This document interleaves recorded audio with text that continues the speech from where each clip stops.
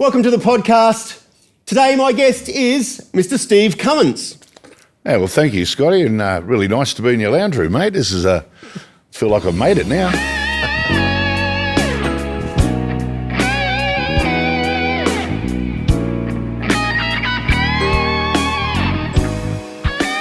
All right, let's get started.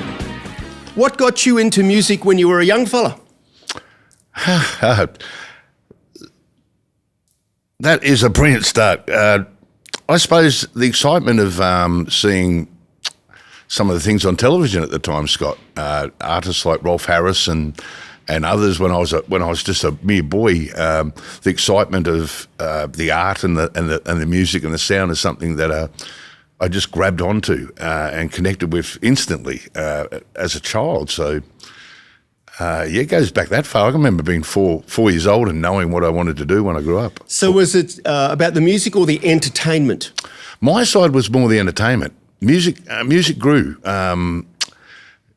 Music grew out of me a little bit later on in life. What was the first time you ever performed? 4 years old. I was at the Toukley Town Hall in a school, preschool thing, Okay. where my mother told me that I sang the Corda King Caractacus, which is a song from...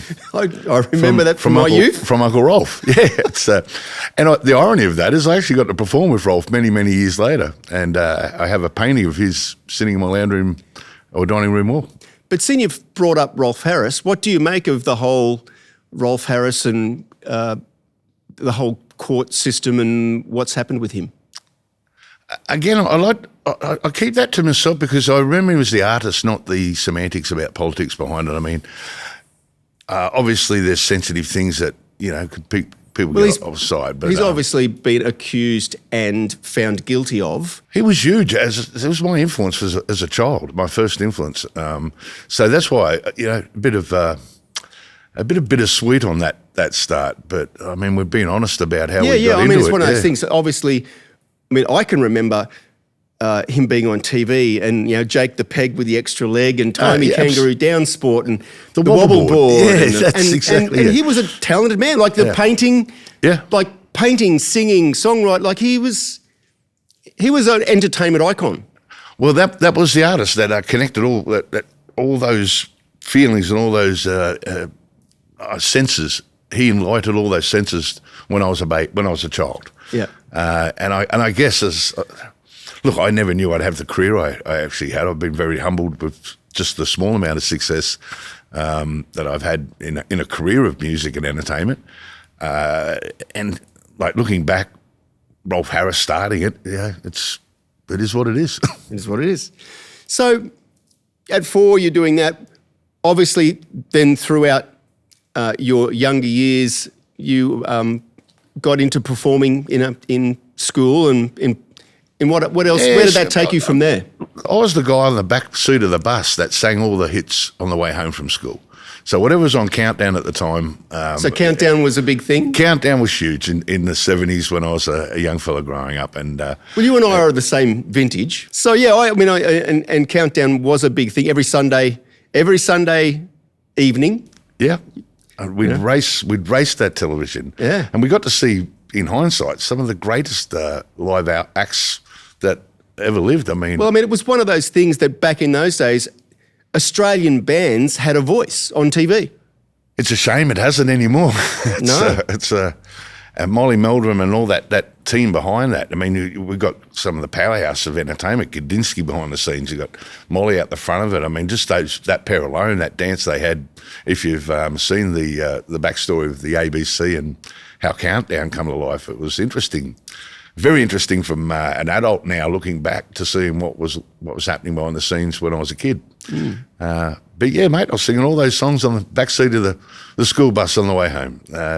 My focus as a young fella was more into sport. I played Aussie rules football and dreamt of... that's obviously a very Victorian thing.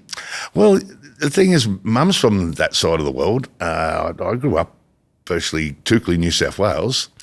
In fact, our father brought us up here to Queensland in 1979. So I went to Nudgee College.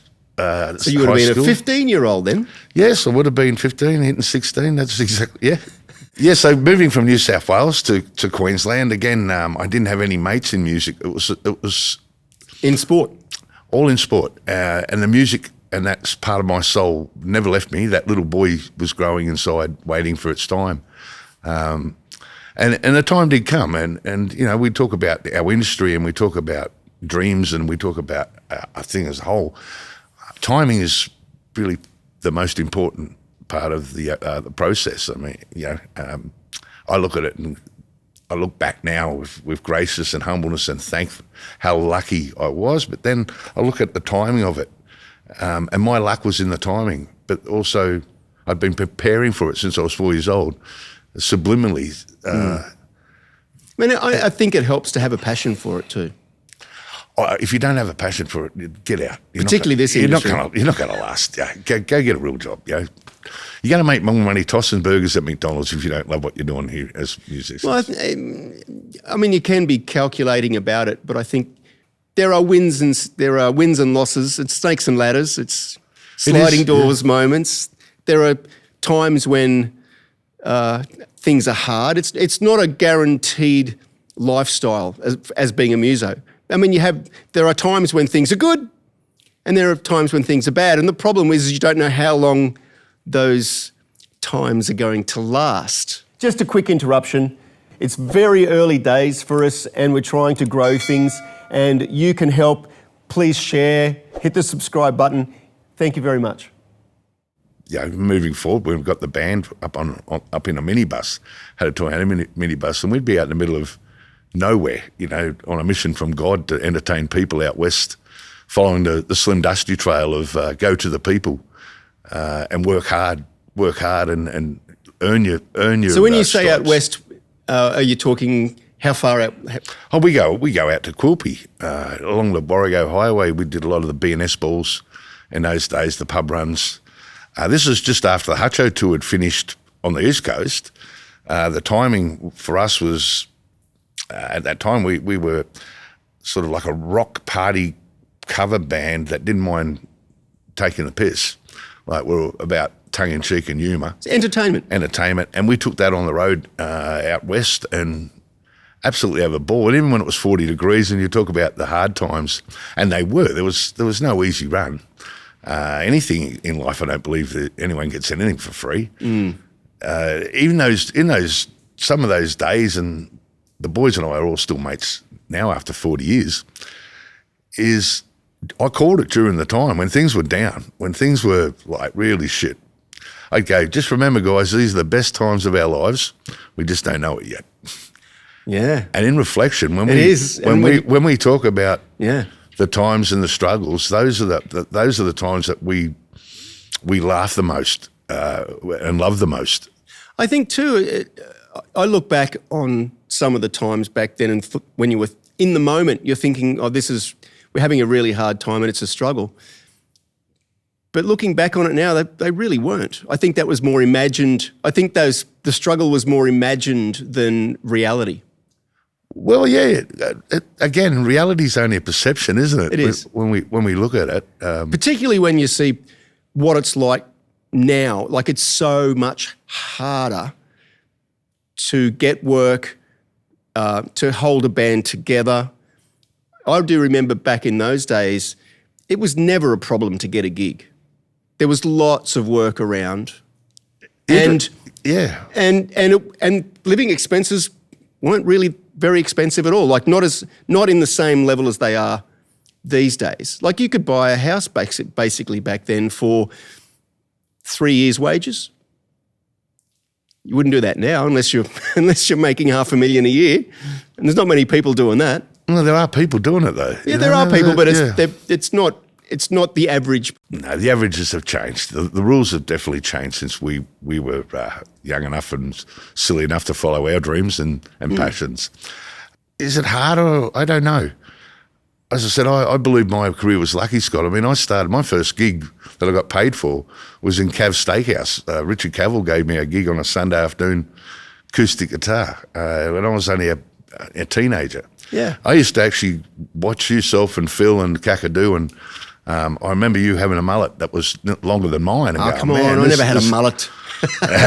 Wow, a big hair day, mate. Big hair day. Well, that was late 80s, so yeah, big hair. Yeah, well, I think, was it Johnny McKinnon on the bass back then? Johnny McKinnon on bass. I remember the first time I saw your band, Kakadu, I was absolutely gobsmacked, inspired to the fact of going, oh, shit, I'm never going to be any good like that. But I did become good in a different way. Yeah, I mean, that's one of the wonderful things I do remember in the 80s, and I guess that's still alive today, is there's a large variety and different ways of being an entertainment act or a musical act. There are different styles of music and different ways to entertain a crowd. In the band High Class Company, we had a guitarist by the name of Brewster Jersey. Someone asked me to explain how that band thought, because we were out there. When it come to out there, we were. And the only way I could actually try to articulate the band is that it's a professional schizophrenic. It has 5 different personalities, and we were old school 3-2 vote. So if someone come up with an idea and 2 others went, yeah, that's a good idea, the rest fall in. And the beauty of that is I can't ever remember any of us ever have an argument, because there was a bit of politics involved sometimes. So if I wanted to do something, I'd get you on side and give you a free hamburger or something, and then, Was there the typical alpha male person within the band? Well, that would have been me. Yeah, no, I have to own that. That's what drove it. My best mates will tell you that. However, they needed a bus driver, so every bus needs a driver. So you talk about the schizophrenic and the entertainment. Was Wickety Whack an influence? Yeah, absolutely. Because they were great entertainers. They were probably Australia's best in that space. What Bruce come up with was a show called the Psycho Retro Rock Show. And it ran for Psycho Retro Rock Show. Yeah, that was the show that actually put High Class Company as a brand, not just on the Gold Coast in Twin Towns. We actually formed that concept just for Twin Towns. Oh, okay. Just for that lounge act. Remember, it used to be the Anchor Lounge that become Images or Damages and all sorts of different things. Well, it has evolved a lot over the years. Yeah, well, I was part of that. As an entertainer, I was part of that movement. I mean, I was back in those days, they had a format which was, I think you did like a dinner type early set, and then maybe another set, and then you had to do the show. Every band had to have a show. That's it. Which was like a showpiece. Yeah. So whether it was the someone show dressing up as Dolly Parton or something, like it was a show, and then the show went away, and then it was just party music for the rest of the night. Yeah, that was the format, the formula. Yeah, you know it well. You would have played there. Funnily enough, I never did Twin Towns in that space. Okay. I was. You missed some fun, Scott. No, I saw it. I saw it, and I was aware of it. I just never did it. Yeah. Okay. Yeah. In that space where the show would be upstairs, and the night would always depend on who was upstairs. Mm-hmm. I can always remember the best nights was when someone like Jimmy Barnes was upstairs, because you get that 80s crowd. Yeah. And the Psycho Retro Rock Show was a tongue-in-cheek, pretty take much the piss out of the 70s left of centre genre, where the guitarist would dress up as Olivia Newton-John and I'd dress up as Danny from Grease. And the band would play the Grease Mega Mix. But there's Bruce dressed up as Olivia. Now, Bruce has got a tongue as long as Gene Simmons. And he's hung like a donkey too.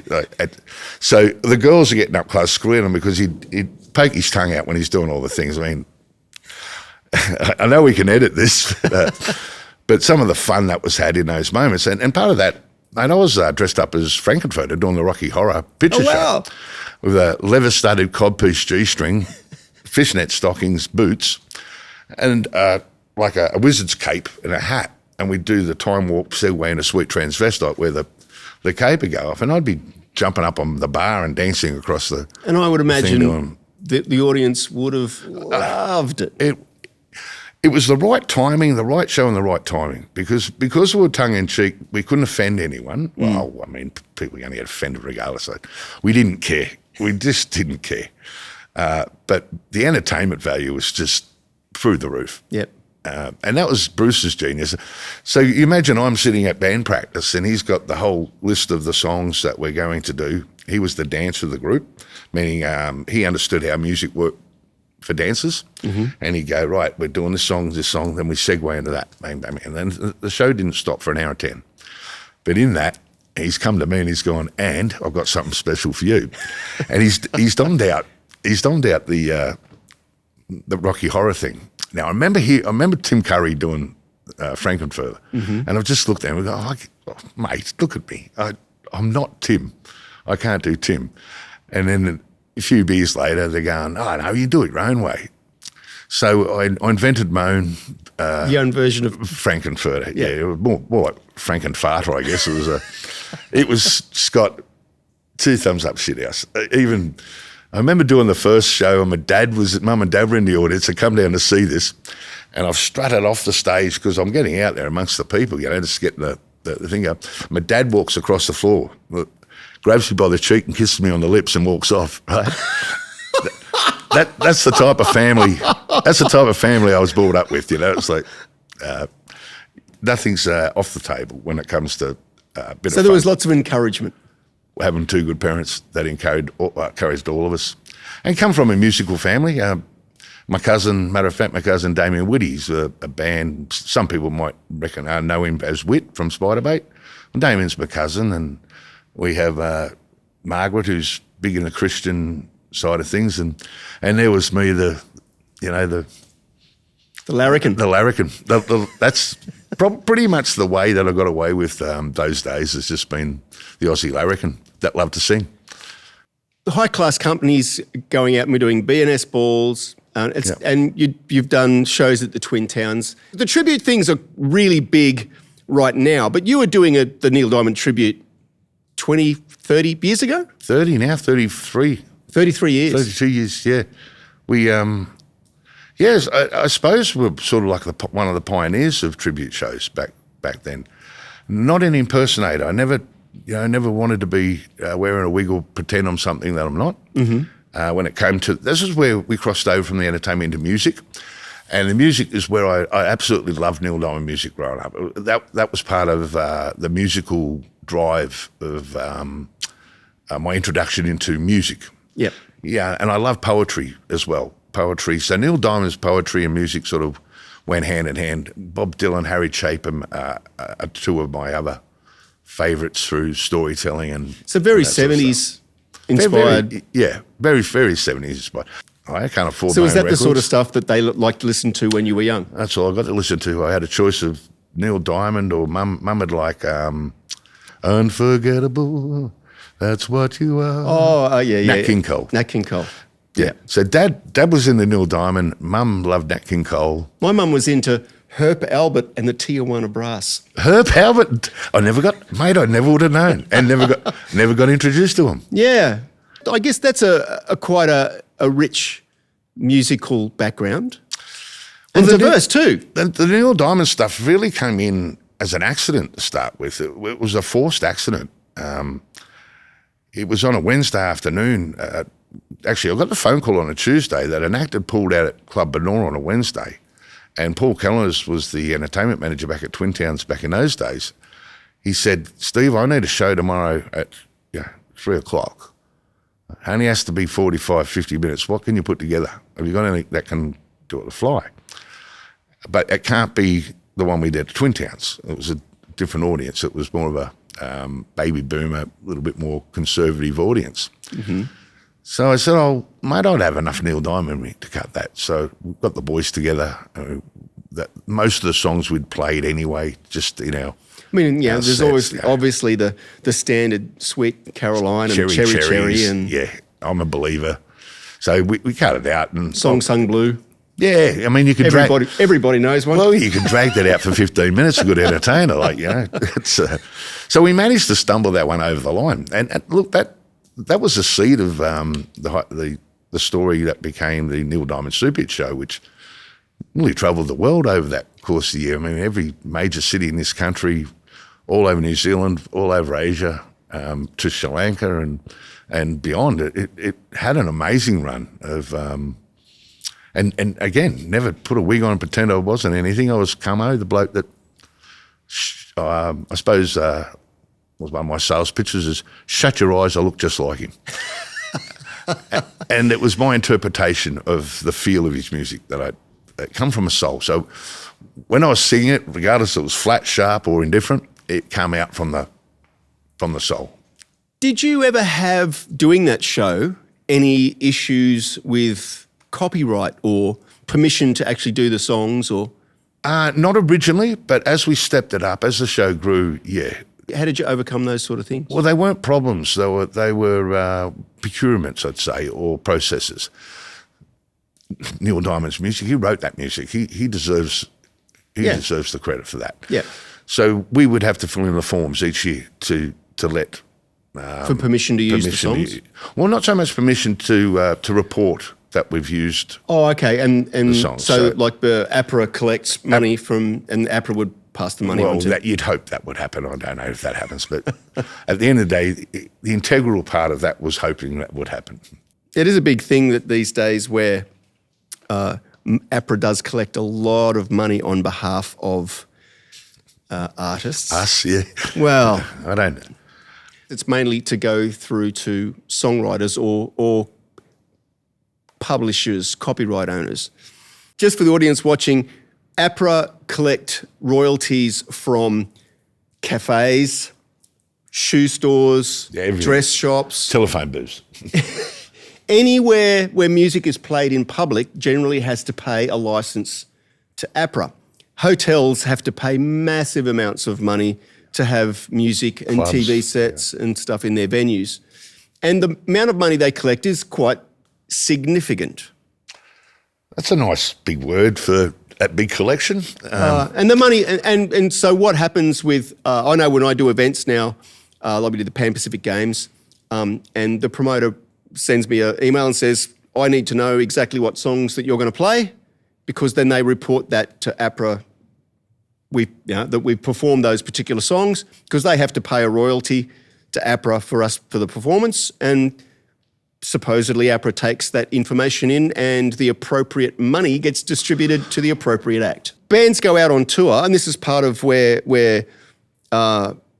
money can be made by bands, and it's not a significant amount of money, but bands who go out on tour would report to APRA, it's like, okay, we played this venue, and this venue, and we played these songs. Yeah. And APRA goes, okay, well, due to that, here's the amount of money that's owed to you. Yeah. That's owed to you. Yeah. In the world today where bands are trying to earn a living, that little amount of money added to what little amount of money they might get from Spotify, Apple Music, YouTube, all of the different areas, merchandise, or there's a lot of areas these days where acts can make tiny little amounts of money. And I guess that's the way that most... Oh, that's the way that most bands... That was my career, Scott. There's all those tiny little bits amounts of money. That's the way that bands, I think, eke out an existence these days.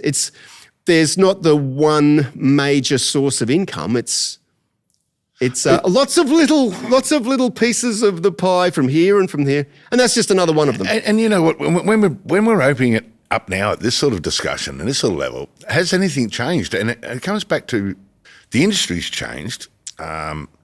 There's more technology available to the world now to entertain and to reach. Yes, and having these conversations. But there's also way more competition to get attention too. And this is something I think possibly where a lot of our young talented artists may miss the point. And this is just a stab. This is just one out of the box to go, have you tried this again? Now that the world's changing and forever changing, how many of these artists are actually getting on the road and doing the hard yards? I don't think very many of them are, but this is coming back to one of those things we're talking about, when we thought things were tough back in the day, the cost of travelling was really cheap. Petrol was cheap. 36 cents a litre, yeah. Cheap. The cost of going out on the road now, by the time you put in, particularly if you're carrying around PA lighting crew, It's a much more expensive proposition to do in this day and age than it was when we were young. I mean, I think there are still bands doing it, True. but I guess back when we were young, you could go out and do it and at least make enough to cover your costs. Yeah. And nowadays, I think it is possible for a band to go out and do that and come back and be massively in debt. It's hard. I think it's a hard slog just to go out and cover your costs. It's interesting, Scott. I stole something off you. When I say stole something from you, it was an idea. An idea. It was a concept. You mean I actually had one? It was a good one. It was a good one. It opened me up at the time to how to work in an affordable project, because all those things we're mentioning, the cost of things, we're building. And it was at a time where one of our friends, Robbie Bostock, I was looking after the Bostock band at the time, helping the dad manage it and get some stuff. And they just split up. Sarah had gone, she's going to get married, and Brendan was going to do try his own hand at what he's doing. And it left Robbie and Rach sort of floundering a little bit. And I connected really well with Robbie. I treat him like a younger brother. And I can remember when High Class Company, my band, had split, and the soul had left the body type feeling when that happens. Although there's no malice, it's just organic. But at the time, your whole world, everything you know. Well, I guess if you do that for long enough, and it's like I was saying, when you're having the good times, you think it's going to last forever. Yeah, but it doesn't. It had its time. Yep. And it was at the time where, okay, I'm going to help Rob. Like, my stuff's fine. It was my time to mentor or help mentor a kid. Mm-hmm. Now, I didn't have to teach him how to play any instrument, because he's a monster player. He's a monster player, mate. Yeah. He's you and Phil together. Like, he's a monster player. Yep. Full stop. However, on the where I could help him was on the business side of things. Mm-hmm. How to set projects up, the mindset, staying focused on putting stuff together, and in that we sat down. We picked out something we're both comfortable in, and that was country rock music. But then with that, I had some songs that I'd written, poetry that I'd written and drawn. Robbie had some music that and I said, well, let's just chuck it all on the table and collaborate. And we collaborated an album. The project was called The Rustic Sons. Okay. And we collaborated an album. I remember that. Collaborated the Rustic Sons album. Now, how we put that on the road to sell the 1,000-odd albums we did in the 6 months was put it with a country rock soup hit show. It's using all the brands, the Garth Brooks, everything country rock that was at the time. Put that on the poster. That's the music we're going to play. Had the kid on drums, the young fella who was with the second wave of High Class Company's drummer, mm-hmm. and also the guy that can play the click track and hold things together, and very, same age as Robbie. They were boys. Yeah. And I saw the Accidents play. How am I going to piece this together? I saw the Accidents playing. You clever bastard, Scott. There's no bass player. You did. Well, unfortunately. No, it was genius. It was out of financial necessity. Well, again, it was absolutely genius. It was that genius. thing. It was a way of being able to go and play gigs at a financial price point. Sorry to all the bass players in the world, but that's not how the industry works financially. Well, I mean, it was no keyboard player either, and we were doing great lineup. Great lineup. Three great people that all brought something special to the table. Yeah. And it worked really, really well. I mean, initially that band started out, funnily enough, with a bass player. We were a three-piece with Damien Barnard. I remember bass. Damien. Yeah, I remember Damien from Zenith. And then Damien went off to do other things. And when Damien went off to do other things, it was like, well, how are we going to make this work? But it worked. Yeah, it did work. And I stole it from you, and I made money out of it because I saw how I knew how much it was costing to put bands on the road. Yeah. One less mouth to feed. Yeah, one less everything. One less mouth to put up in accommodation. One less person you have to pay to travel. And we're talking thousands of dollars when you're on the road. Absolutely. Look, we went out and did a little spot with that, and ended up on the country rock cruise. Oh wow!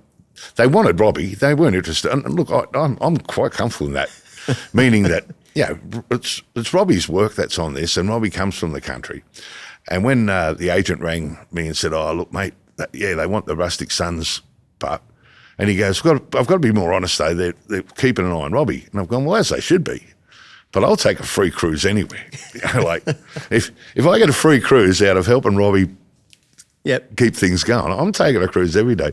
But I've got to thank you, Scott, because it was your genius being able to work out how to keep things moving professionally at the time that led me to go, we can make this viable. We can make this happen by putting the bass on track. So I hear you nervous about certain things, but at the same time, I'm going, Scott, that was genius. Yeah. Because it was one of those things that it was there. a compromise. I mean, I think it was, from our point of view, it was a compromise. And it was one of those things that was, I guess, back when we started doing that, no one else really was.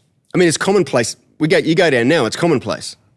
Yeah, of course. It's commonplace, but bands you were using the tracks pioneer of and blah, blah, blah. But it came from a place of necessity, unfortunately. But we've watched our industry change and continue to change. And as much as I was one of the pioneers of tribute shows back in all those days that are now, people are jumping out of skin to be a tribute act, without pioneers like myself back in those days, those changes couldn't have been made or accepted. Just like that one thing on that bass helped myself, Robbie, and another musician stay on the road and feed that was an original project. Yeah. So that's original Australian music that we were trying to share. Yeah. And made it viable. And it made it viable to have a crack at it. I understand that perfectly. And I think we need more opportunities like that. I still think they exist. Yeah. I think they exist. It takes a few old heads to be able to. Yeah. Look, I think there are definitely people out there that are making things happen for themselves, and they're coming up with different ways and means of doing it. And people will always turn up for a handshake or a hug or a cuddle that music and the family of music can provide in certain spaces. Yeah, there is definitely something about performing face-to-face. Particularly, I think that's going to become more and more important in this day and age with the whole rise of things like AI and music that's being generated by machines. And that's what the one thing that can't do is get out in front of people and play music in front of people. And it's a very different experience. The thing that got me into playing music in the first place was actually seeing someone performing live. Because when you see someone performing live, it's like, you feel it. Yeah, there is a definite an energy that you get from that you just cannot get from looking at a screen, looking at a TV, looking at you don't get it. The energy and the vibe is not. It's in being in the same room with another human being. I'd expect you to understand this, Scott. We talk about music when we talk about the bubble in music that's created. Now, for those of us that have experienced that pureness of getting music into that bubble, I call it, where everything is just in that space, not everyone can do it. Not everyone can achieve that. But those who have know that it's a better feeling than any other feeling that we possibly have, connect spiritually or not on this planet, to be able to. Yeah, there is a certain thing when you can connect with an audience. It's like there's nothing like it. But the music, through the music, and it's just like that. It's an amazing feeling. That comes with the craft of it as well. I mean, you just can't get a guitar or a drum, say you're a musician, get up on stage and be able to create that. That does not happen. It happens through, because I'm a great believer of musicians and entertainers are born, not created. You can't create a musician. I mean, to get to the level of your musicianship and others is something that you've dedicated your life and love to. But that comes from who you are, not who you want to be. Yeah, I got into music because I loved it. I loved the feeling, and I just wanted to play music. There was no ulterior outside other motivation. Would you agree, Scott, that you've professionally, and you've seen it a million times, that guy or that girl that isn't in it for the right reasons? They're in it because they're wanting to be someone and stop being not being themselves. There's always those people. Yeah. And I mean, people do things for all sorts of reasons. I got into it because I love the music, and I didn't care whether it was. I love performing and playing with other people. There's a lot of reward in that. while I go out and do solo gigs and I enjoy connecting with a crowd from that point of view, there is something special about sharing that with other people on a stage in a band format. I share that with you. Well, because it's really difficult to make a living out of it. It's quite a difficult thing to make. So you've got to have that level of, I think, that level of commitment to it, that it's not about the money. Because if it's about the money, there's a whole bunch of other things that you could go and do that you'd probably be better off doing. I concur with, blessed. The truth is, and I don't want the bank manager or the venues to know, the truth is, if I wasn't getting paid for it, I'd do it for nothing. It's who I am. That thing too, where I figure it's like, I'll play the music for nothing, but you can pay me for lugging all the gear and the travel to and from and putting up with all of the other. All the logistics. There's a lot of things about doing gigs that isn't fun. I love Danny Witherington. Danny's been playing bass with me for forever.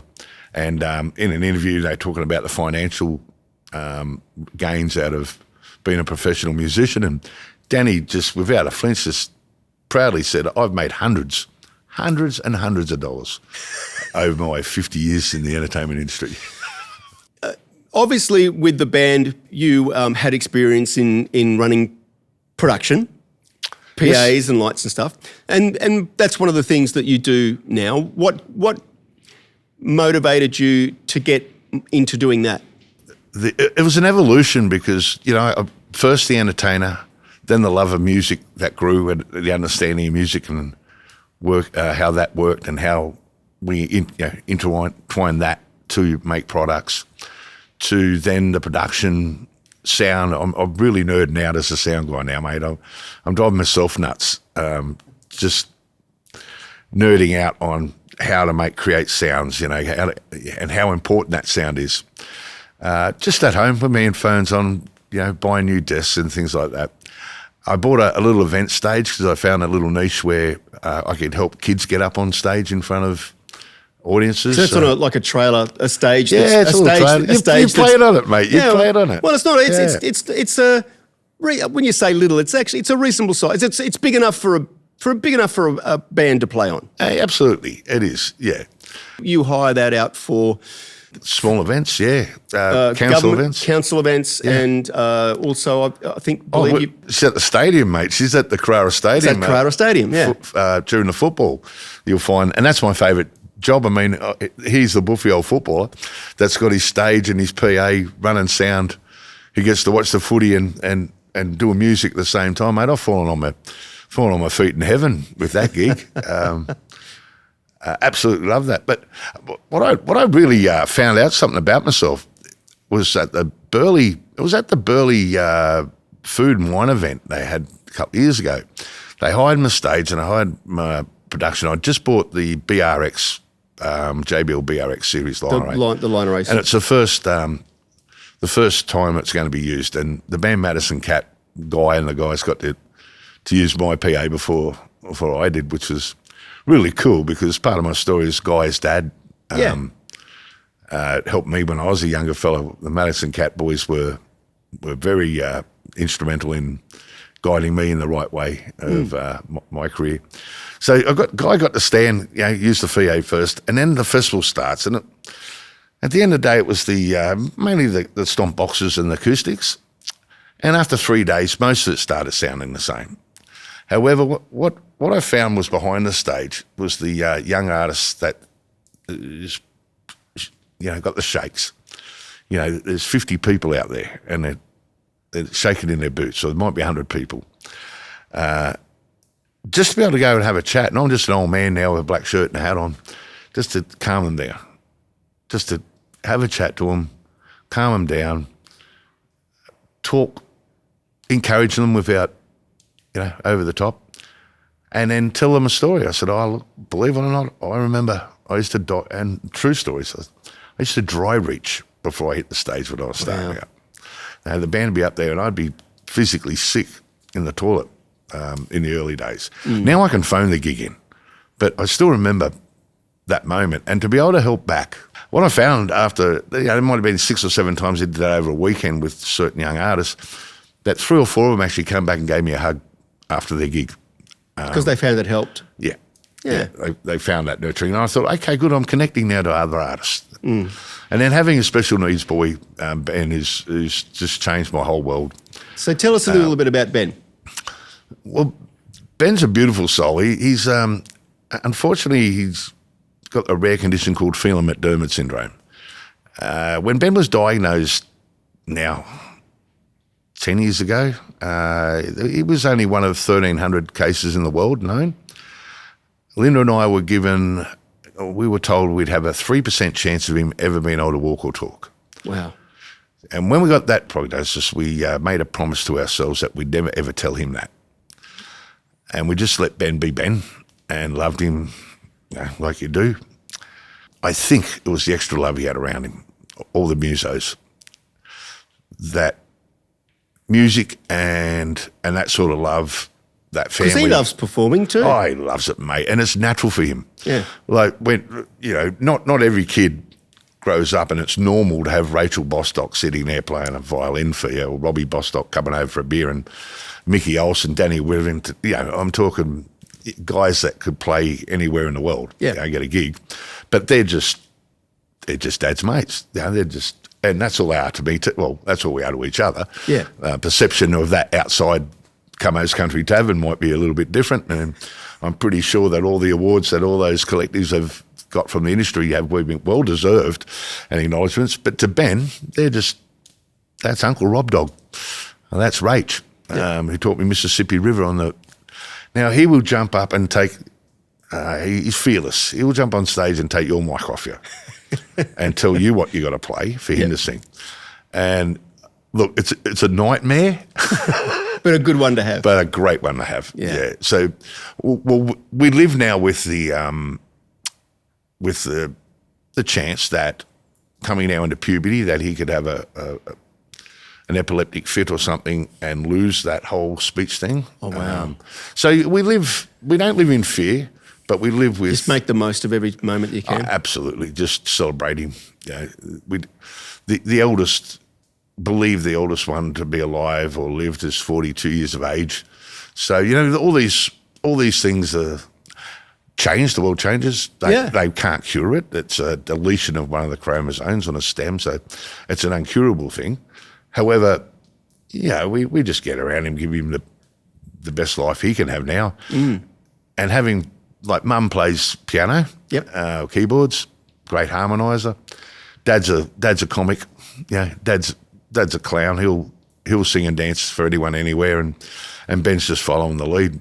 Yep. And it's awesome. I cry with laughter sometimes watching him take over a school stage, and he knows all the brands of your PAs. He will walk in and tell you what that stack is. Yep. He knows every speaker, every piece of instrument that we have in the shed.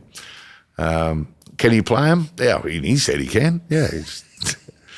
But Scotty, I think that's one of those things though, like all people, because people say to me, oh man, it's so difficult to learn guitar and I've been trying for 20 years and I'm terrible at it.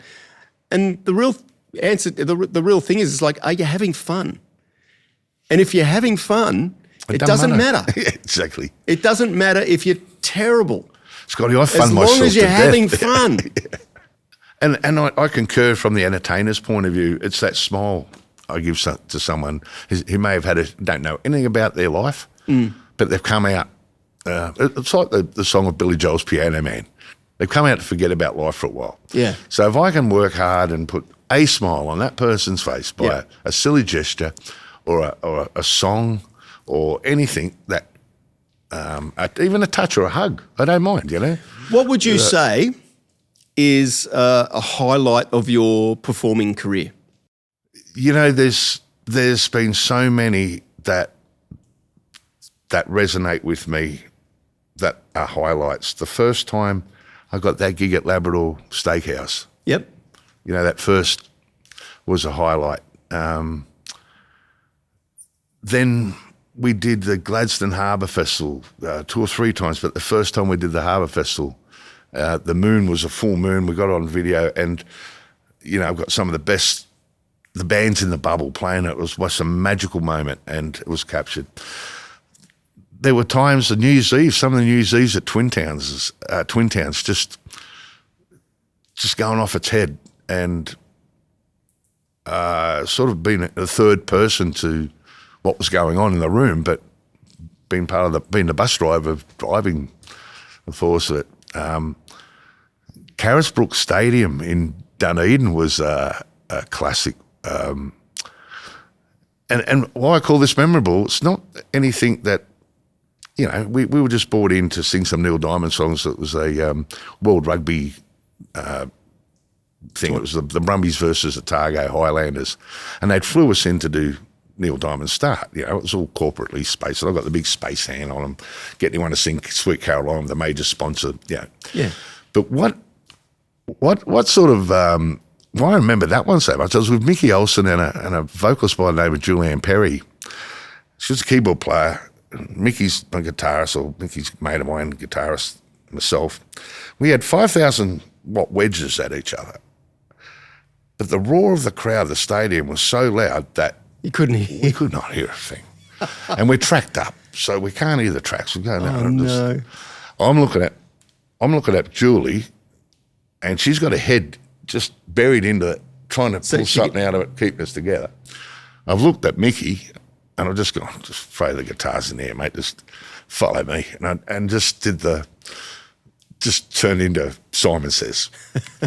That, what do you say, a pinnacle moment, that was just one of those moments you just do when you have to do something, when everything else is just wiped away. So, but in that moment, Scott, and I guess it's tongue-in-cheek when I say it, I guess the other side of the thing is that's breaking everything down to its simplest form too. Absolutely, yeah. Well, that's, at the end of the day, entertainment. Yeah.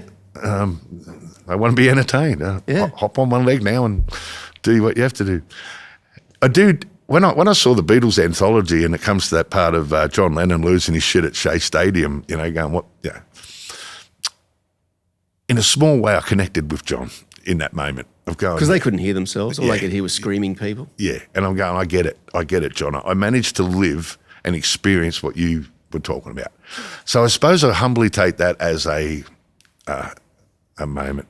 But then the 25th year anniversary of my show at Twin Towns, having all my mates just flying in from all New Zealand. Because that was a big event. That was how many people were in the band? There was a big band. At one stage, there was like 20-something up there just jamming. 20 people on stage? Yeah, just jamming. We blocked out Twin Towns' brand new desk. Like, they had 60-something channels bragging about this, that, and the other. We blocked all the debate. We used them all up. 2 drummers, Mark Watson. I mean, it was a party band.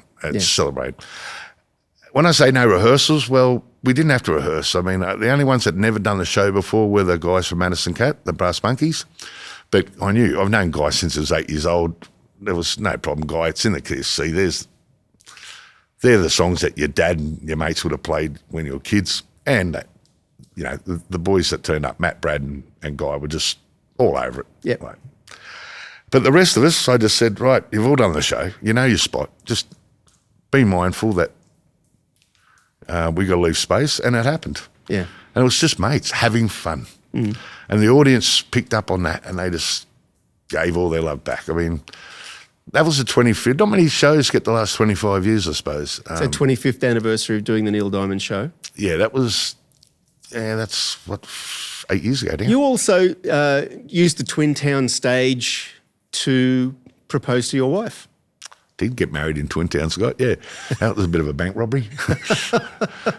Only, I guess a few people would say only Cummo could get away with proposing to your wife and she's happy to get married in a registry office. And I just said, leave it to me. I'll get you the biggest registry office in Australia, Twin Towns' auditorium. I got Dave Thompson, who was riding with the God Squad then, him and his mate to legally marry us. Mm-hmm. So we were married by the God Squad. The band were my groomsmen and my bridal party. I did a Neil Diamond show, then changed the curtains, come on and sang a Neil Diamond song called Marry Me to her as she walked in to the auditorium through, I think we had 780-something payers plus family. So it was a nice little gathering. Then I sent Twin Towns an invoice and took her on honeymoon. There's no business like show business. We talked about highlights, what are some of the pitfalls and some of the things that you would remember that happened that you would warn other people about, or something that was a moment that you wish had never occurred? I got married in Twin Towns, and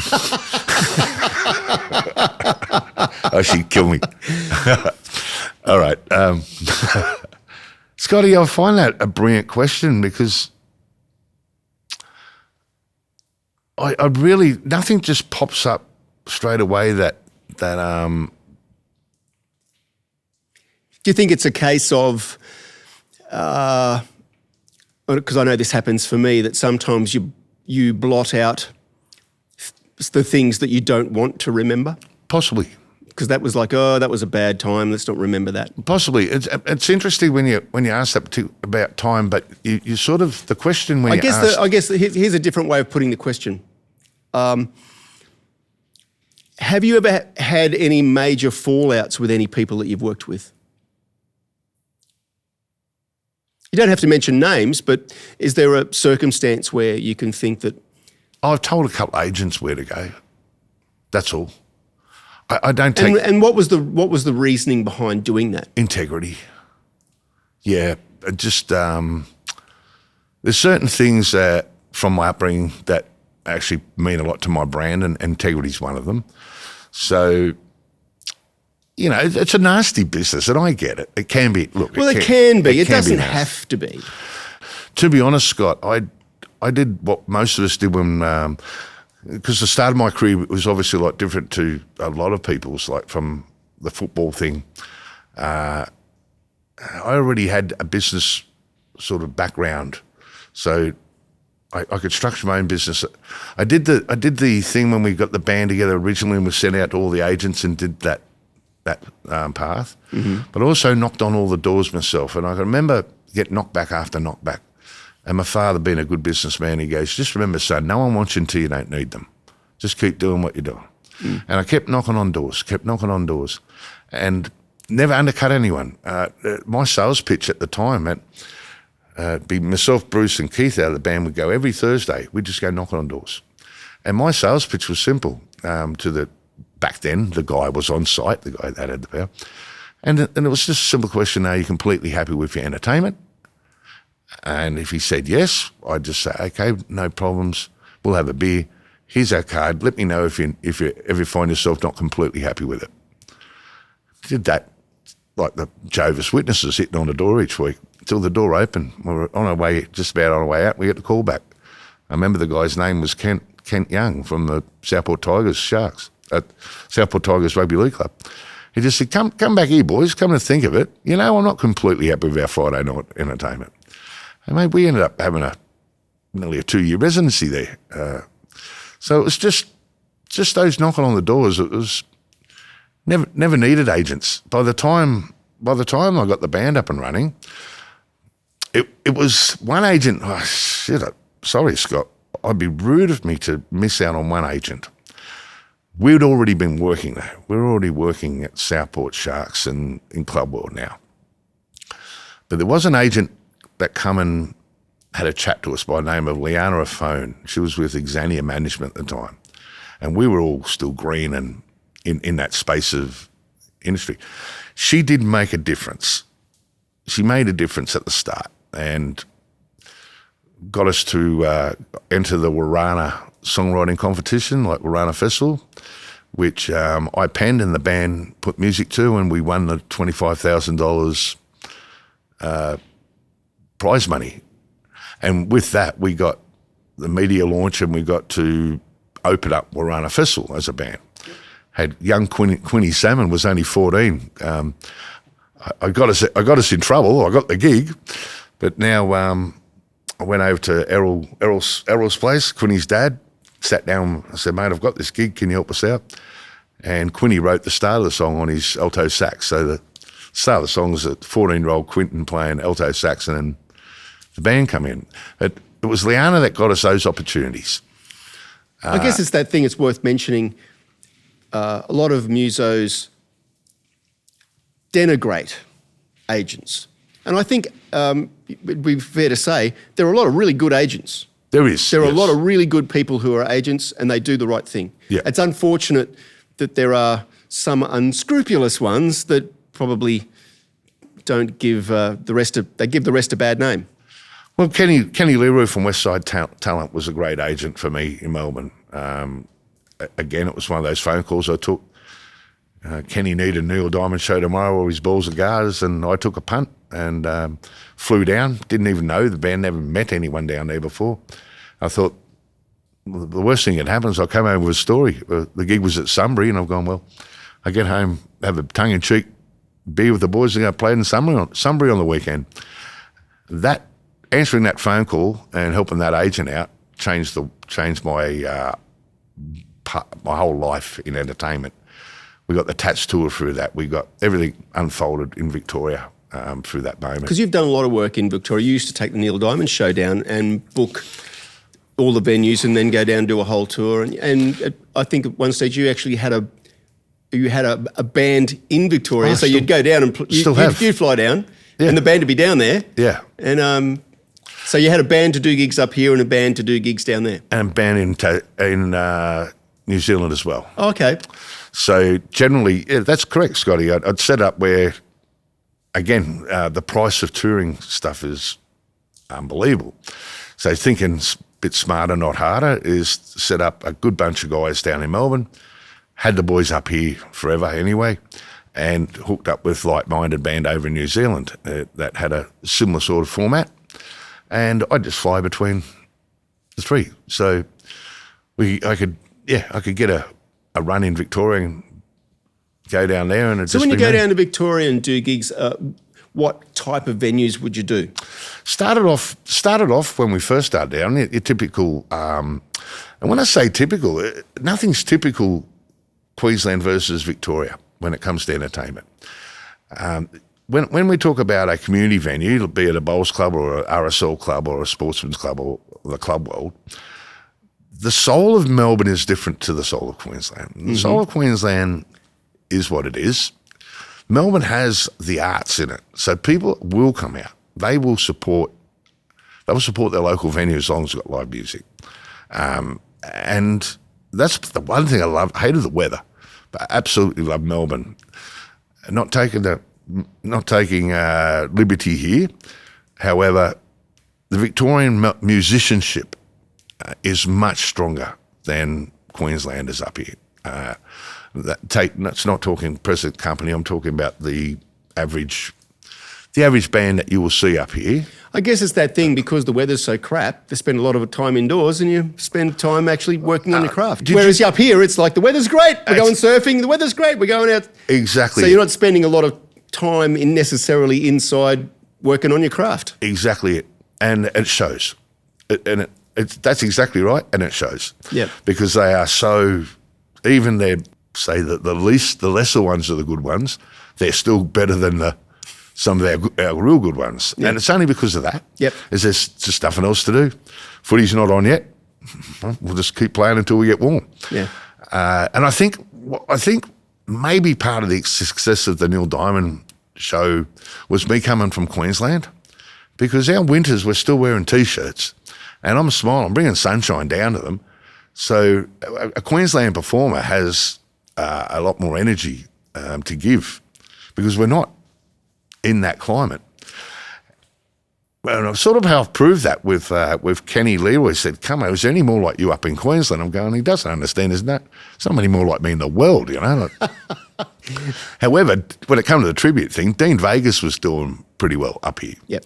And Dino was a good entertainer. And I said, well, mate, if you need an Elvis, I'll hook you up with Elvis. And again, because you're coming from the sunshine, Dino also had that energy. Yeah. And yeah, he spent time down there, didn't do the Tats tours or the yards. He did what he needed to do and got out. But one stage he was having 10, 12-piece bands, mate. I was still smart enough to keep 4-piece and an orchestra. Cha-ching, cha-ching. But yeah, look, what a journey, Scott. I mean, it's not over. But mate, I've had the best time. I still love it. I still love watching the young ones come up, the real ones. Like, I'd like one day you and I have a beer and creative space, because I'm just looking at here, and I remember when the 90s happened, right? Did you ever go to one of those rave parties? No. Right, okay. Well, no. Okay. It wasn't my scene. No, and it wasn't my scene, but I always had my finger on the pulse. Actually, no, I tell a lie. I went to a rave party in LA. Right. In the late 90s. Right. Late 90s. Right. Well, I'm talking 90, maybe late 90s, early 2000s. Certainly it might have been LA. Would you class Lower Ashmore as LA? It's got the right initials. Mullen Diner in an industrial state. And I'd heard about it through one of the groups that sort of playing golf with their dads, mentioned their sons playing in this rave party thing. So I just intrigued of wanting to know what the scene's doing, to keep it on top. And at the end of the day, what it was just a little bit bigger than what you got here. Thousands of kids, live music. Well, we could create something, that happened then. We can create things, movements under the ground again. I don't think music's dead. Music will never die. The minute we stop interacting with each other, communicating, loving each other, just a hug or a song or a look or a glance, I think we're all gone then. I think you lose your humanity. Unfortunately, there's a lot of forces out there trying to make that happen. Yeah, I mean, it's a shame. It's one of the things of that people spending so much time looking at a screen. I mean, it's one of those things I see it at gigs now, and you're playing to an audience, and it's not all bad, but there is that thing of a lot of people sitting down. I don't often get a chance to go out and see bands, but it is that funny thing of going to see a band perform and standing in a crowd where there's a sea of people with their hands in the air with a phone trying to record it. And it's like, be in the moment, enjoy the moment. Like it's like you're never going, well, I don't think people they're never going to be sitting there looking back at their phone and going, well, I remember when I was there recording. I was like, because I do find that funny, the irony of that too. However, I was one of the guys when Linda and I went up and saw Elton John's Goodbye Yellow Brick Road tour in Brisbane. Yep.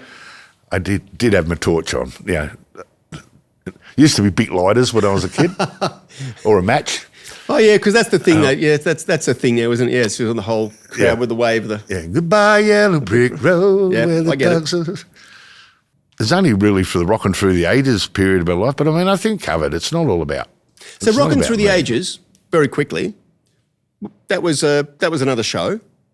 Rockin' Through the Ages was the one that got killed by COVID, Scotty. Oh. COVID video killed the radio star, and COVID. I guess another thing that you've done a little bit differently, and this is one of the things I love about the entertainment value and showmanship. I think Rockin' Through the Ages did it, but you also did it with the Neil Diamond, where you incorporated video. Yeah, it's part of my nerdy. As part of the show. Part of my nerdiness. So there was a production value. It wasn't just a bunch of guys standing on a stage playing the music. No, it was all about creating. Nostalgia is what we sell. As a product, we're selling nostalgia. At the end of the day, I'm not trying to be Neil Diamond, but I've got people that love Neil Diamond. Yep. So they're turning up, they want to hear his music and relive his magic. And I try my best to deliver that as a salesman for Neil Diamond.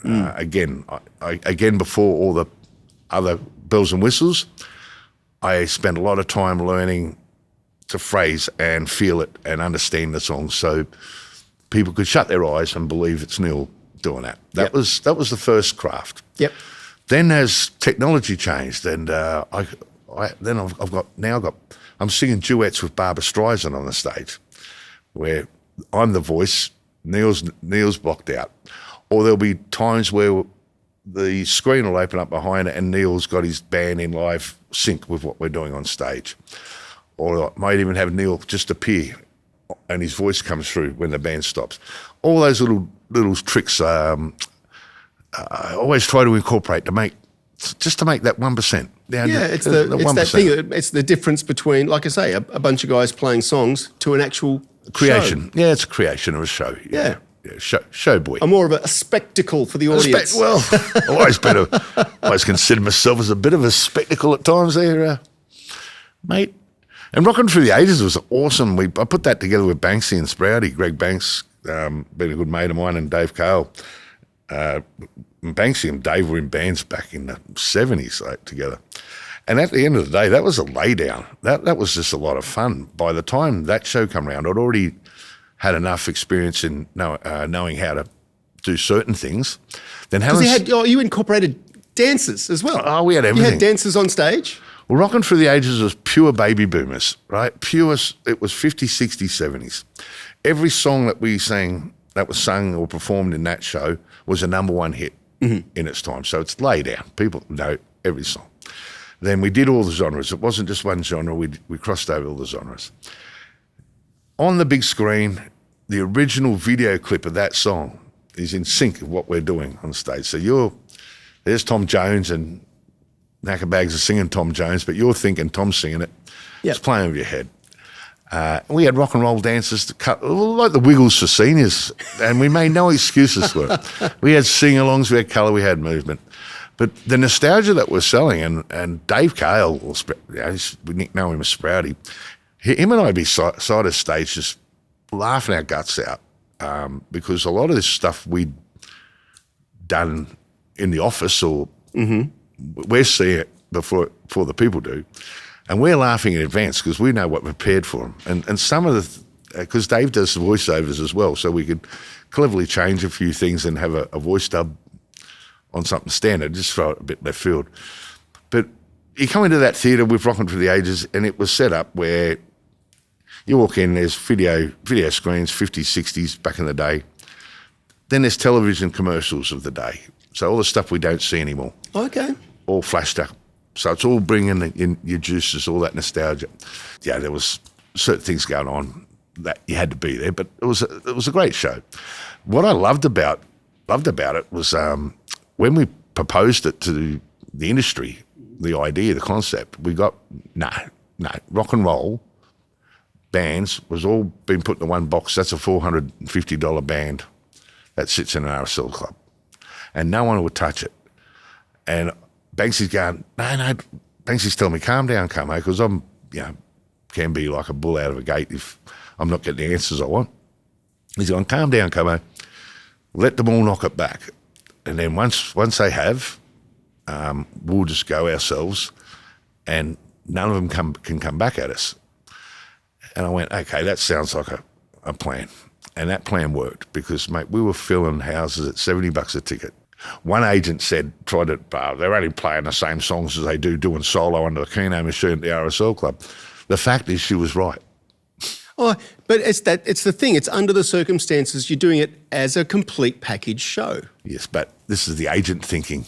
Yeah, I mean, it's go and stand under that Keno bloody TV set and don't play too loud to upset the people on their poker machines. And it's like it's that thing. It's like, please entertain my crowd, but do it with two hands tied behind your back and a gag in your mouth.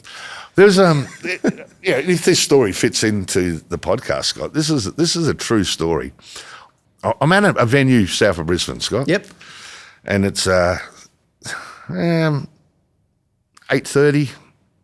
Dinner crowd's just finished. So they're ready to party. And I've got my little thing doing solo. I get the manager comes in, points to me, turn it down just a little bit, turn it down. Off she goes. I turn down a little bit. 15 minutes later, does a thing, looks up, looks at me again, points, turn it down just a little bit.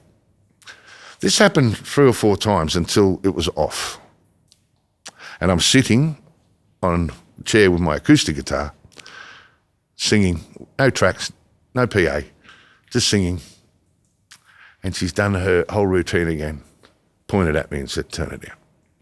So I just packed up. I just put the guitar in. Then she comes running over to me 10 minutes later and go, where are you going? What are you doing?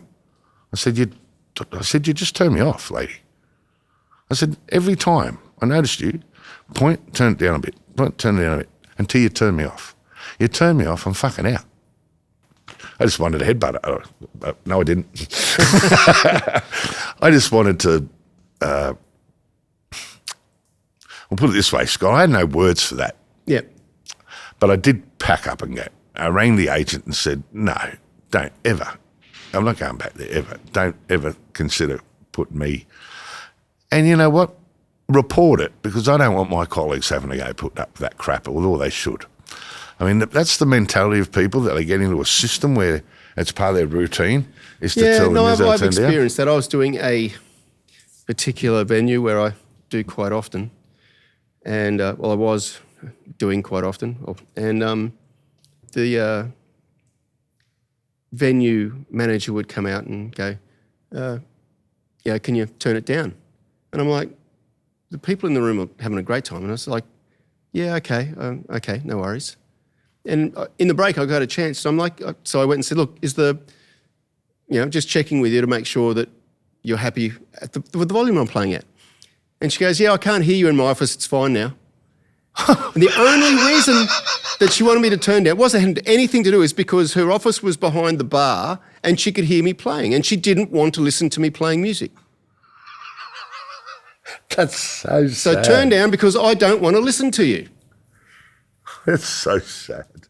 Nothing to do with the audience. The audience is having a great time. People are dancing. Oh, can you turn it down? I've got work to do in my office and I don't want to hear you. I think I've probably told more club managers where to go than any other entertainer in the country, to be quite honest. I just think it's sad that a lot of people that are managing venues don't have a vested interest in the success of the venue. You know, it's like I'm ticking boxes, doing a friggin' job, and I think in a lot of cases it's not necessarily their fault, because they're in corporate venues now are run. It's the McDonald's way of running a thing. It's like ticking boxes. It's like, your job is to do this, this, this, and this, and this, and looking after entertainers is not part of their job. And there's not a culture anymore of making it so the entertainment is appreciated. Like telling you to turn down, sticking you underneath a TV where so you're facing an audience and the audience, hey, cheer, cheer, and it's because they're watching the football above you and they're not paying attention to you. Yeah. Like the people are facing you, but they're looking at the screen above you. Yeah. And it's like turn down because, Yeah, we can't hear the pokey battle. We can't. There's we can't hear refs whistle. Or there's you're playing away and someone's just making announcements through the in-house PA system, just talking straight over the top of you. And I think it's a shame that the entertainers aren't given a better platform. Because if they were given a better platform, put on a stage, lit properly, all of those sort of things, and they were treated with a little bit more respect, I think the audience would have more respect for them. It's a self-fulfilling prophecy, I think, of the industry. If you're not going to show the entertainer any respect and expect them to play at a level, I think it's almost that thing of like, can you please turn down because the couple that are sitting down there having their cup of coffee can't have a conversation. Yeah. It's like it's not their lounge room. It's like, well, why am I sitting here playing music if they're going to sit right at the front in front of me, ignore me and have a conversation, and I can hear every word they're saying, but please play quiet enough so that you don't disturb their conversation. I find that incredibly disrespectful to the entertainment. I absolutely concur 110%. I wish I had the answer. And because I work in club world, I work with some good venues, but when I say some of the good venues have got people in there that have no clue or want to care. They're so, I don't know. I wish I could articulate it. It's frustrating.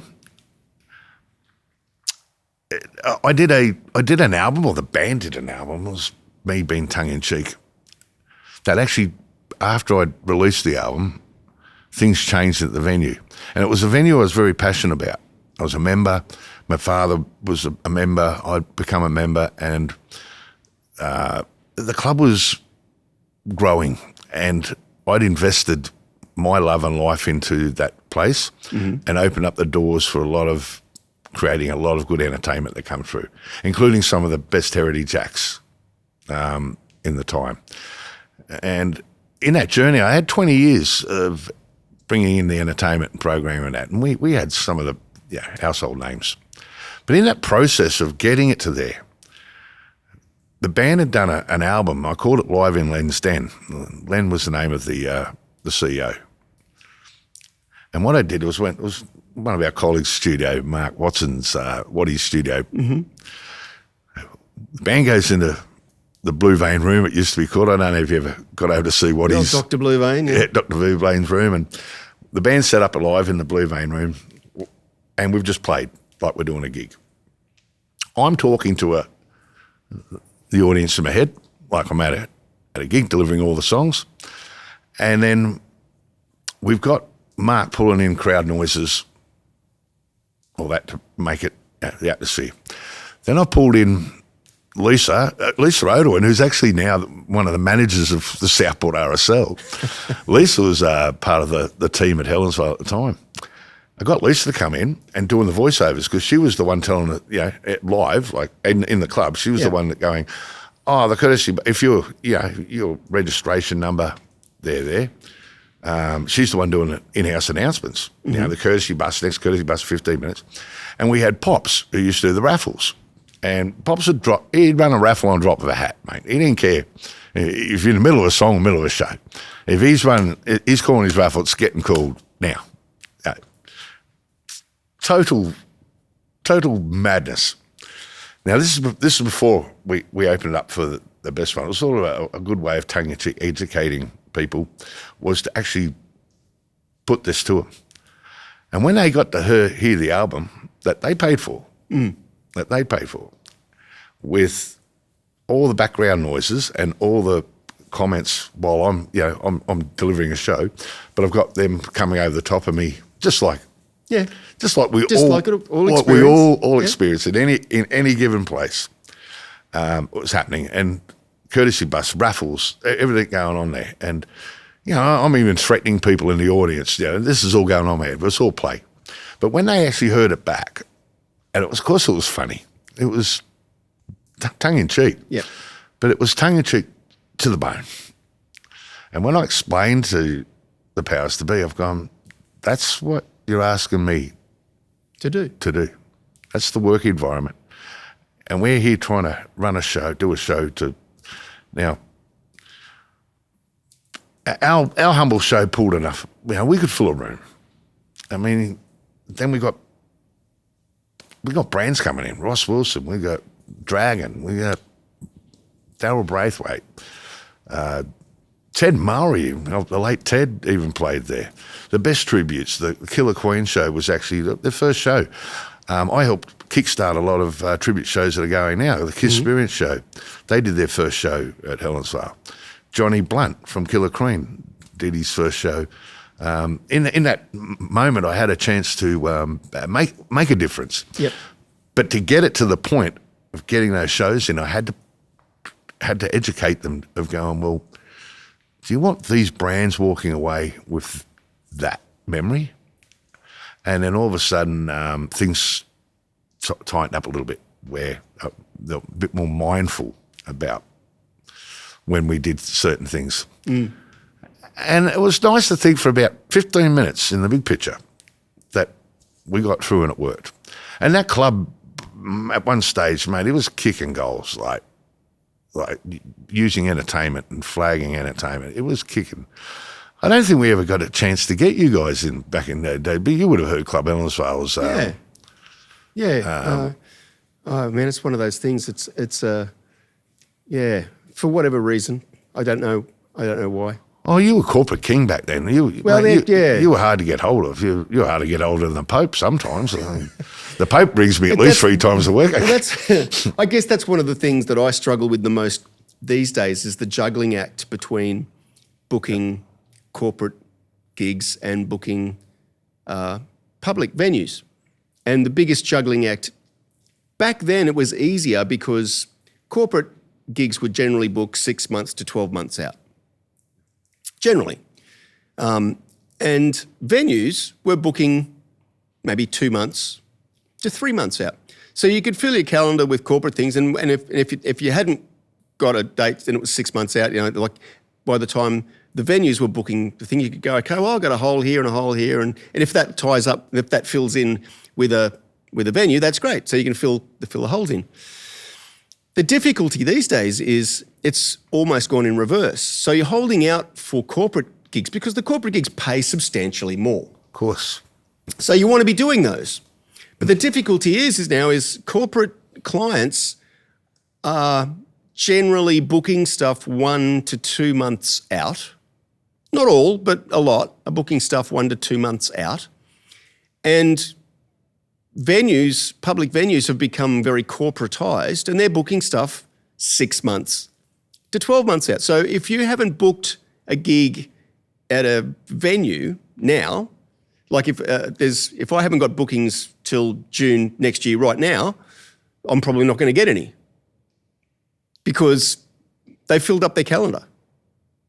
And this is that juggling act. It's quite a difficult, because it's that thing of like going, okay, do I fill up my calendar or do I not, and then hope that I'm going to get corporate work? Because if I don't get the corporate work, I'm sitting there with twiddling my fingers going, I've got no work. You've never had no work, Scotty. Well, I never have. I've been lucky. But I mean, it's a much harder choice to make. It's the only one thing that you look at and go, okay, what is inevitable? Change and was it death and taxes? Taxes. But I think that's the real secret to success in the industry, is being able to negotiate the changes. Manage your losses, I always thought, from my point of view. To succeed in the industry, manage your losses. Manage your losses. Yeah. It's an interesting way of looking at it. Thank you very much, Steve. It's been awesome having a chat with you this evening. Thank you so much, Scott. And thank you very much for everyone for tuning in and watching. And hopefully I'll see you on the next podcast. Thanks, mate. Thanks, guys. Cheers.